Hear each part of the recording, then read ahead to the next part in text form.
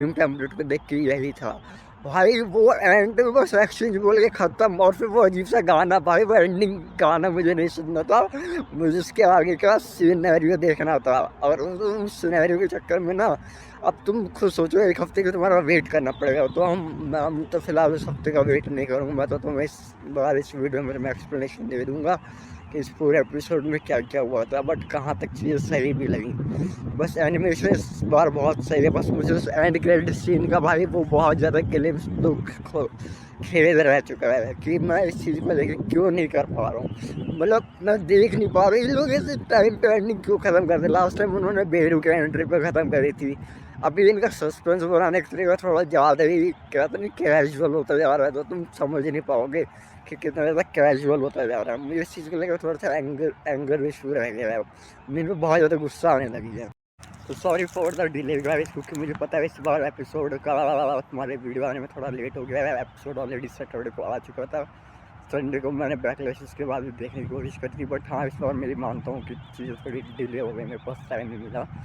But कोई नहीं, अब फाइनली वीडियो आ गई है तो हम इस पर बात करेंगे। जैसे कि सोलो लेवलिंग का नया एपिसोड आ चुका है, जिसमें कि जहाँ पे हमने वो चीज़ें एंड होते हुए गई कि बेरू के रेफरेंस से लेकर के अब उसके बाद जो बेरू है वो टॉप लेवल पे आ चुका है भाई। इस बार जो बेरू ने एंट्री मारी है या फिर जो इनको प्रेजेंटेशन में एनिमे वालों ने दिखाया है, बहुत ज़्यादा सही तरीके से दिखाया है। अब तुम मानोगे नहीं गाइस, जो बेरू की परफॉर्मेंस एज अ विलन या एज अ कैरेक्टर उसके बिल्डअप दिया है बहुत ज़्यादा सही दिया है। क्योंकि मुझे पता है हर चीज़ें जब तक विलन पावरफुल ना दिखे तो हराने का मजा ही नहीं आता।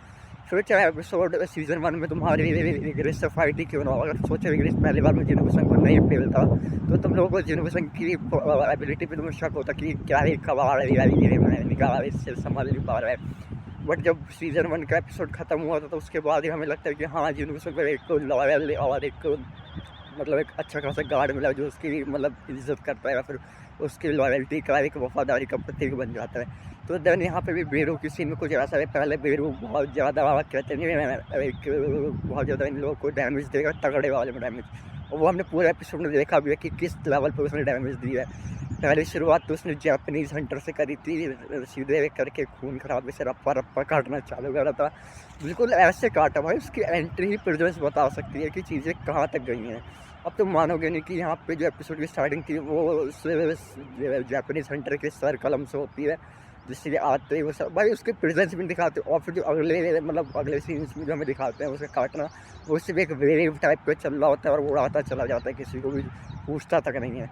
और वही सेकंड सीन में देखेंगे तो हमारे पास फिर हमारे जो कोरियन हंटर्स हैं जैसे कि, और वो जो सॉन्ग है वो डार्क आर्या का सॉन्ग था, वो मुझे बहुत ज़्यादा अच्छा लगा था। वो बिल्डअप मैंने एक्सपेक्ट नहीं करा था कि वो सेम सिनेरियो ये लोग यहाँ पे बेरू के लिए भी इस्तेमाल करेंगे।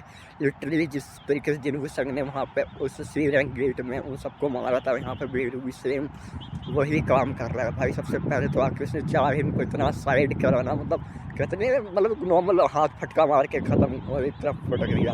उसके बाद वो तो शुक्र ऐसा हीलर का, तो उसके पास हीलर एबिलिटी थी तो उसने काफ़ी हद तक लोगों को सर्वाइव करवा दिया।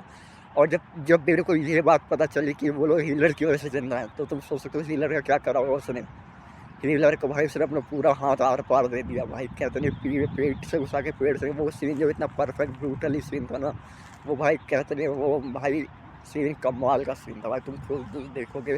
और फिर उसके बाद वो वहाँ तक नहीं रुकता, उसके मरने के बाद उसका सर खा जाता है भाई। ये सर खाने वाला सीन मुझे एक पल को वैनम की याद दिलाता है कि इसका सर बहुत टेस्टी लगा, उसने सर खा जाता है उस बंदे का।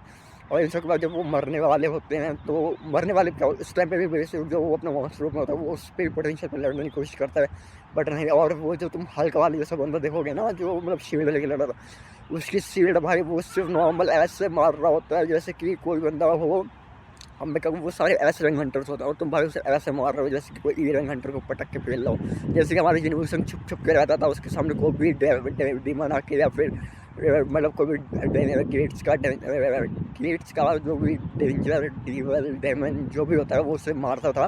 वैसे कि बीरू ने इन ऐसे रंग हंटर्स को पेला है भाई। वो शुक्र मनाम उस बंदे की याद है तो उसने जो अपना बैकअप प्लान जो ऐसा रंग हीलर था उसकी वजह से वो लोग सर्वाइव कर गए, पल को बच भी गए। बट इतने बुरी तरह घायल हुए ना वो लोग, उनको तुम उम्मीद नहीं कर सकते हो। अब उसके बाद भी जब बेरू पूछता है कि तुम्हारा किंग कौन है तो उन्हें किंग के बारे में वो नहीं बता पाते, तो वो खुद वहाँ से उन सबको छोड़ के चला जाता है।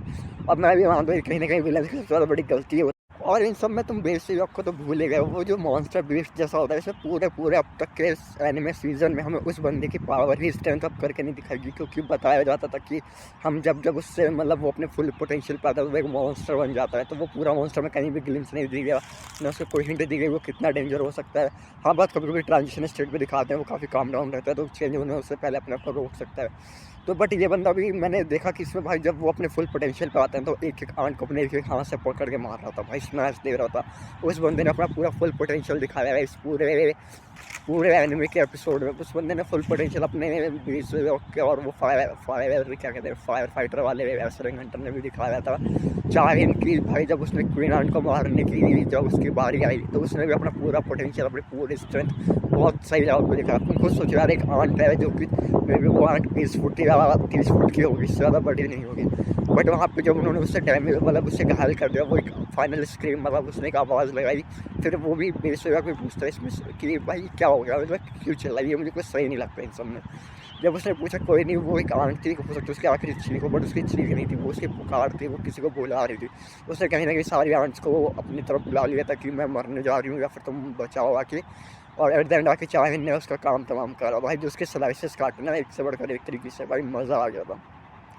अब मज़ा आने के बाद जब उसकी वो मर गई, मतलब क्वीन आंट जब मर गई तुम्हारी, अब तुम्हारी तो नहीं खैर उस एनिमे में पूरी जो क्वीन आंट ख़त्म हो गई, तो उस क्वीन आंट के ख़त्म होने के बाद जो सीन सेट करा ना उन्होंने, भाई साहब उस सीन के लिए ना मैं जब देख रहा था मेरे लिटरली गूज़बम्स आए थे, क्योंकि वो बंदा एक तो बहुत सारी चींटियाँ आ गई, चींटियाँ आने के पहले का सीन है।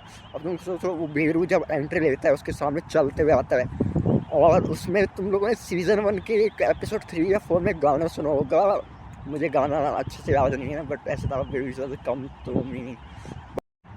जब वो किंग के बारे में भी पूछ लेता ना तो तुम खुद नहीं सोचोगे वो किंग के बारे में पूछ के वो क्या करेगा। और तुम सब खुद सोचो जब उसने किंग के बारे में पूछा तो उसने क्या बताया होगा, उसने कुछ नहीं बताया, फिर भी सबको छोड़ के चला गया। अब यहाँ पे विलन की मैं बात करूँ, यहाँ पे उसने हीरो को छोड़ दिया। अभी कहते हैं ना छोड़ने वाला सीन, यार ये कहीं ना कहीं मानता हूँ ये सब कहानी को बढ़ाने के लिए होता है, या तो तुम उसे मार के ख़त्म कर दो या तो तुम उससे आगे बढ़ाओ।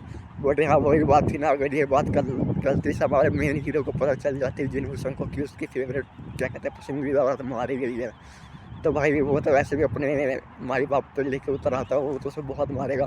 बट यहाँ पे फिर भी एनिमे की वाली स्टोरी के हिसाब से मांगा के हिसाब से वो चले हैं, तो उसमें भी कहीं ना कहीं सब जिंदा रहते हैं।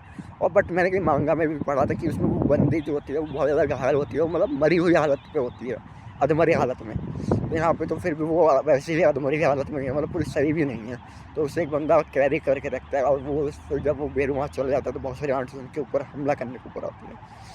और यहाँ पे भाई मैं ये चीज़ बताता हूँ, मुझे समझ नहीं आता हीरो क्या कि सबके मैयत के मरने का इंतजार कर रहे होते हो क्या, मतलब वो बिल्कुल अधमरी हालत में आ चुके हैं, चीटियाँ सामने सारी, तब तुम अपनी उसकी शैडो आर्मी निकल गई। ये शैडो कोई कहता था कि भाई एक जो होता है ज़ॉम्बीज़ को कवर करना, इससे थोड़े आड़ू बुद्धि होते हैं जिससे कि मतलब कि अपनी मर्जी करते हैं। भाई ये तो सोल्जर्स हैं यार, इन्हें तो बताया गया था जबकि तुम्हारे सिचुएशन आउट ऑफ कंट्रोल हो तब तुम बाहर आना, तो इन्हें पहले क्यों नहीं बाहर आए।